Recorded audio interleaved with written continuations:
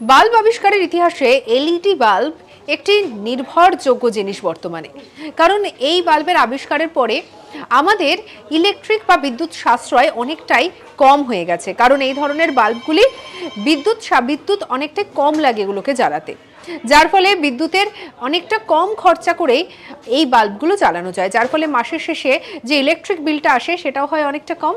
তবে এই ধরনের বাল্ব কে আবিষ্কার করেছিলেন সেটা কি জানেন? যেটা জানা যায় যে প্রত্যেক দিনের ব্যবহারের এই বাল্ব 1962 সালে প্রথমবার আবিষ্কার করা হয়, এবং যেটা জানা যায় যে নিক হোলোনিয়াক জুনিয়র তিনি আবিষ্কার করেছিলেন এই ধরনের এলইডি বাল্বের।